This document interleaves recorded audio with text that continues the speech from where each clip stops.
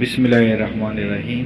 السلام علیکم دوستو، آج ہم فرعون اور اس کی خادمہ کے سٹوری سناتے ہیں۔ حضور اکرم صلی اللہ علیہ وآلہ وسلم شب معراج میں بیت المقدس کی طرف جاتے ہوئے مصر کے قریب ایک مقام سے گزرے تو انہیں نہایت ہی اعلیٰ اور زبردست خوشبو آنے لگی۔ آپ صلی اللہ علیہ وسلم نے حضرت جبرائیل علیہ السلام سے پوچھا کہ یہ خوشبو کیسی ہے؟ جواب ملا، فرعون کی بیٹی کی باندی مشاطہ اور اس کی اولاد کی قبر سے آ رہی ہے۔ پھر حضرت جبرائیل علیہ السلام نے اس کا قصہ بیان کیا۔ مشاطہ فرعون کی بیٹی کی خادمہ تھی اور وہ خفیہ طور پر اسلام لا چکی تھی۔ ایک دن فرعون کی لڑکی کو کنگھی کرتی اس کے ہاتھ سے اتفاقاً کنگھی گر پڑی۔ وہ اٹھانے لگی تو اس کی زبان سے بساختہ بسم اللہ نکل گیا۔ اس پر شہزادی نے کہا کہ تو نے آج عجیب کلمہ بولا، رب تو میرے باپ فرعون ہی ہے، تو پھر تم نے یہ کس کا نام لیا؟ اس نے جواب دیا، فرعون رب نہیں بلکہ رب وہ اللہ ہے جو مجھے اور تجھے اور خود فرعون کو روزی دیتا ہے۔ شہزادی نے کہا، اچھا تو میرے باپ کے سوا کسی اور کو اپنا رب مانتی ہو؟ اس نے جواب دیا، ہاں، میرا، تیرا اور تیرے باپ سب کا رب اللہ تعالیٰ ہی ہے۔ شہزادی نے اپنے باپ سے کہلوایا۔ وہ سخت غضبناک ہوا اور اسی وقت اسے برسر دربار بلاوا بھیجا اور کہا، کیا تم میرے سوا کسی اور کو اپنا رب مانتی ہو؟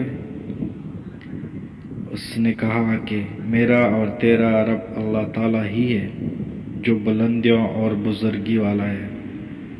فرعون نے اسی وقت حکم دیا کہ تانبے کی جو گائے بنی ہوئی ہے اسی کو خوب تپایا جائے اور جب بالکل آگ جیسی ہو جائے تو اس کے بچوں کو ایک ایک کر کے اس میں ڈال دیا جائے، آخر میں اس کو بھی اس میں ڈال دیا جائے۔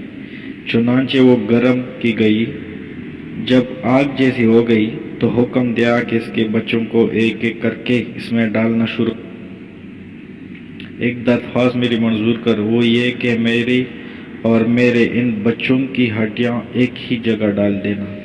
اس نے کہا، اچھا تیرے کچھ حقوق ہمارے ذمہ ہیں اس لیے منظور ہے۔ اس کی دونوں بچیاں اس کی آنکھوں کے سامنے ڈال دی گئی اور وہ فوراً جل کر راکھ ہو گئی۔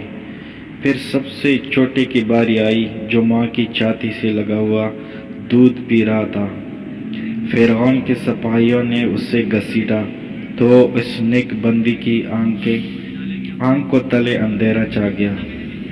اللہ تعالیٰ نے اس بچے کو اسی وقت زبان دے دی اور اس نے بآواز بلند کہا، اماں جان افسوس نہ کر، اماں جان ذرا بھی پس و پیش نہ کر، حق پر جان دینا ہی سب سے بڑی نیکی ہے۔ چنانچہ انہیں صبر آ گیا، اس بچی کو بھی آگ میں ڈال دیا گیا اور آخر میں ان کی ماں کو بھی اسی آگ میں جلا کر مار دیا۔ یہ خوشبو کی مہکیں اس کے جنتی محل سے آ رہی ہے۔ سبحان اللہ۔ خوشبو والوں کا گھر۔ حضرت ابو ہریرہ روایت کرتے ہیں کہ ایک شخص رسول اللہ صلی اللہ علیہ وسلم کی خدمت اقدس میں آیا اور عرض کیا کہ یا رسول اللہ، میں نے اپنی بیٹی کا نکاح کر دیا ہے اور اسے اس کے خاوند کے پاس بھیجنا چاہتا ہوں۔ میرے پاس کوئی خوشبو نہیں، آپ کچھ عنایت فرمائیں۔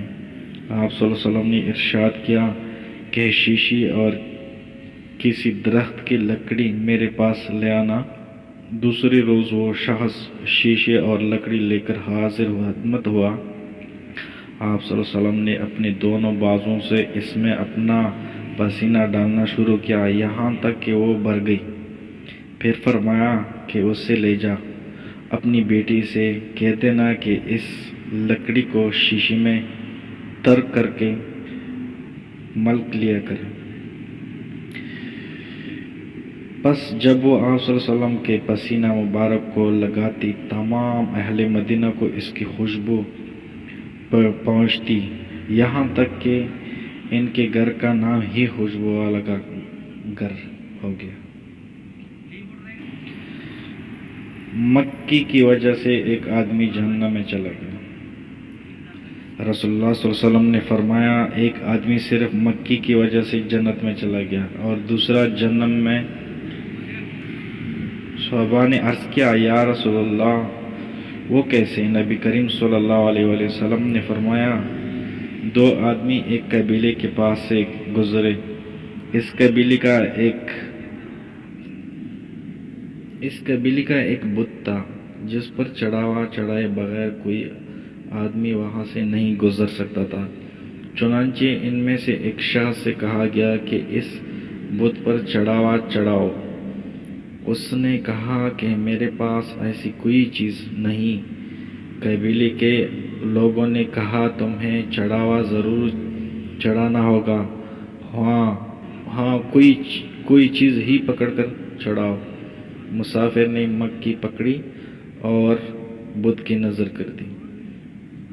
لوگوں نے اس سے جانی دیا، چنانچہ وہ اس چڑھاوے کی وجہ سے جہنم میں چلا گیا۔